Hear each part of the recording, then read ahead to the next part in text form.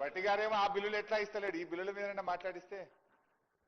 Sir speaker sir, గౌరవ శాసనసభ వ్యవహారాల మంత్రి గారు ముఖ్యమంత్రి గారి తరఫున వారు కొత్త మున్సిపాలిటీలను ఏర్పాటు చేస్తూ కొన్ని మున్సిపాలిటీల్లో గ్రామ పంచాయతీలను చేర్చుతూ ముఖ్యంగా సంగారెడ్డి జిల్లాలో నిర్ణయాన్ని గతంలో ఇచ్చినటువంటి ఆర్డినెన్స్ ను ఈ సభ ఆమోదానికి తీసుకురావడం జరిగింది. సో ఆ బిల్లును పూర్తిగా మేము సమర్థిస్తా ఉన్నాం, ఆ బిల్లుకు సపోర్ట్ చేస్తా ఉన్నాం. అయితే నేను మంత్రి గారిని అడగాల్సింది, ఎందుకంటే ముఖ్యమంత్రి గారి దగ్గరనే ఈ శాఖ ఉంది. 22 నెలలైంది ఈ ప్రభుత్వం వచ్చి. పరిస్థితి ఏంటంటే ఎన్ని మున్సిపాలిటీలు ఏర్పాటు చేశామన్నది ముఖ్యం కాదు, మున్సిపాలిటీలను ఎంత మేరకు అభివృద్ధి చేశాము, అసలు మున్సిపాలిటీలకు ఏమైనా నిధులు ఇస్తున్నారా లేదా. ఈ రోజు మున్సిపాలిటీల పరిస్థితి ఇక్కడ అందరూ ఆల్మోస్ట్ చాలా మంది ఎమ్మెల్యేలు మున్సిపాలిటీలు ఉన్నటువంటి వాళ్ళే ఉన్నారు.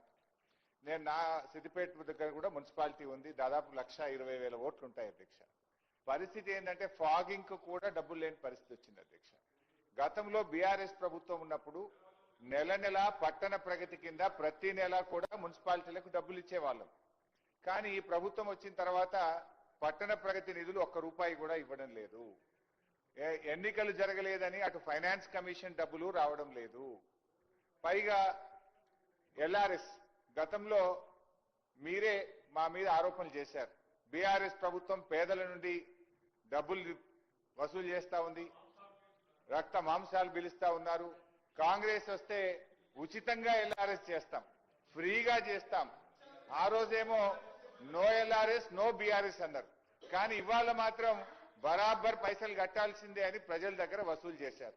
మరి ఇప్పుడు అదే ప్రజలు రేపేమంటారు, నో ఎల్ఆర్ఎస్ నో కాంగ్రెస్ అనే పరిస్థితి కూడా వస్తుంది. అయితే ఇక్కడ పాయింట్ ఏంటంటే నేను ఎల్ఆర్ఎస్ గురించి ఎందుకు తెచ్చానంటే, ఆ రోజు మా ప్రభుత్వం ఉన్నప్పుడే ఎల్ఆర్ఎస్ జీవో తెచ్చాం.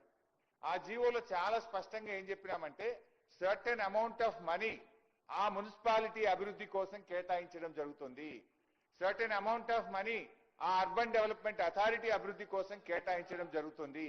మరి ఎల్ఆర్ఎస్ మీద వచ్చిన డబ్బులు ఎన్ని, దాన్ని ఎప్పట్లోగా మున్సిపాలిటీలకు అందిస్తారు, ఆయా పట్టణాభివృద్ధి సంస్థలకు అందిస్తారో దయచేసి మంత్రి గారు చెప్పాలని నేను కోరుతా ఉన్నా. వచ్చిన డబ్బెంత, వాటిని మున్సిపాలిటీలకు పట్టణ అభివృద్ధి సంస్థలకు ఎప్పట్లోకి ఇస్తారు. ఎందుకంటే ఒకవైపు మీరు పట్టణ ప్రగతి బంద్ చేసిండ్రు, ఫైనాన్స్ కమిషన్ కేంద్ర ప్రభుత్వం బంద్ చేసింది, రాష్ట్ర ప్రభుత్వం నుంచి నయా పైసా మున్సిపాలిటీలకు ఇవ్వడం లేదు. ₹1 లేకుండా మున్సిపాలిటీలు ఎలా కొనసాగాలి.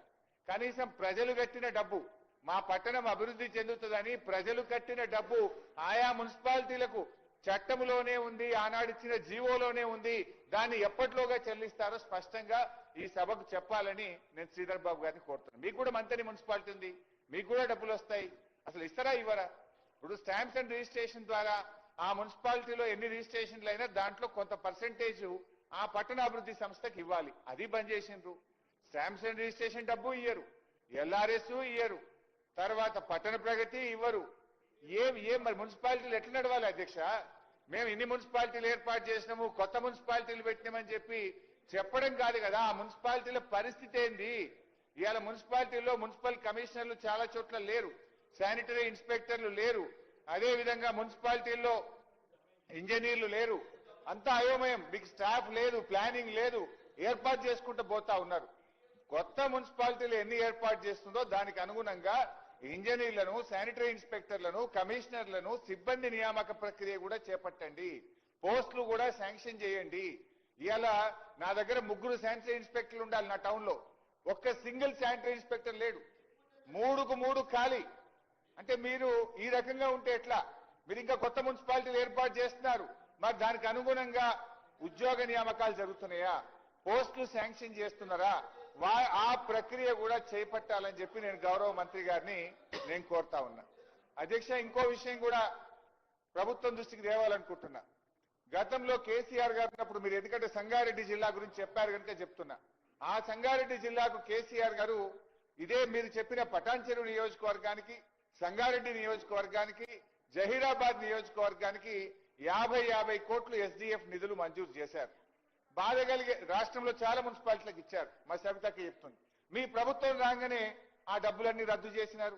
ఆ రద్దు కూడా ఎట్లుందంటే పక్కనే మా దామోదరన్ ఉంటాడు, దానికి కూడా అందోల్ మున్సిపాలిటీకి కేసీఆర్ గారు ఎస్డీఎఫ్ ఇచ్చారు. అందోల్ది మాత్రం ఉంచుకున్నారు, పని చేసుకున్నారు. బీఆర్ఎస్ ఎమ్మెల్యేలు గెలిచిన పటాన్ చెరువు, సంగారెడ్డి, జైరాబాద్ రద్దు చేసి పడేసింది. ఇది ఏం పద్ధతి? అంటే ప్రభుత్వం అనేది it is for all. BRS MLA ఉన్నారు కనుక మీ ఎస్డీఎఫ్ రద్దు, ఆందోళన కాంగ్రెస్ ఎమ్మెల్యే మంత్రి ఉన్నాడు కనుక బీఆర్ఎస్ అక్కడ ఎస్డీఎఫ్ డబ్బు ఉంటది అంటే పద్ధతి కరెక్ట్ కాదు.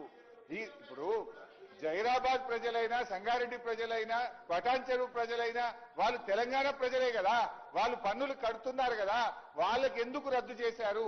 దయచేసి ఈ 3 నియోజకవర్గాలే కాదు, రాష్ట్రంలో ఎక్కడెక్కడైతే గత ప్రభుత్వం ఎస్డీఎఫ్ లో నిధులు ఇచ్చిందో ఆ పనులు చేపట్టాలని మీ ద్వారా కోరుతా ఉన్నాం. ఇకపోతే టీయూఎఫ్ఐడిసిలో కూడా చాలా నిధులు శాంక్షన్ చేశారు.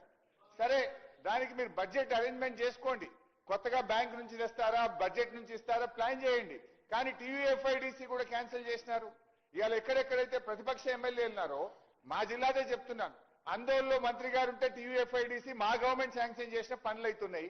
పక్కన జైరాబాద్ బంధు, సంగారెడ్డి బంధు, సదాశివపేట బంధు, పటాన్ చెరువు బంధు, దుబ్బాక బంధు, రాష్ట్రంలో మా బీఆర్ఎస్ బీజేపీ ఎమ్మెల్యేలు ఉన్న చోట టీయూఎఫ్ఐడిసి బంద్ చేశారు. మా పొన్నమన్న దగ్గర కూడా నడుస్తుంది టీయూఎఫ్ఐడిసి.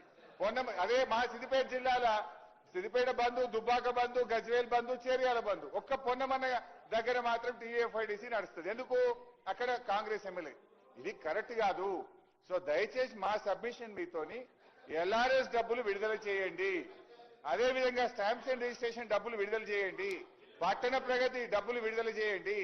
ఎన్ని మున్సిపాలిటీలు ఏర్పాటు చేశామన్నది ముఖ్యం కాదు, ఆ మున్సిపాలిటీల్లో అభివృద్ధి జరుగుతుందా, మున్సిపాలిటీల్లో సిబ్బంది ఉన్నారా అనే విషయాన్ని కూడా మీరు గమనంలోకి తీసుకోవాలని, స్పష్టంగా ఎల్ఆర్ఎస్ డబ్బులు ఎప్పుడు ఇస్తారు, మరి అదేవిధంగా టీయూఎఫ్ఐడిసి, ఎస్డీఎఫ్ పనులు గత ప్రభుత్వం మంజూరు చేసిన కొనసాగించాలని మీ ద్వారా వారిని కోరుతున్నాను అధ్యక్ష.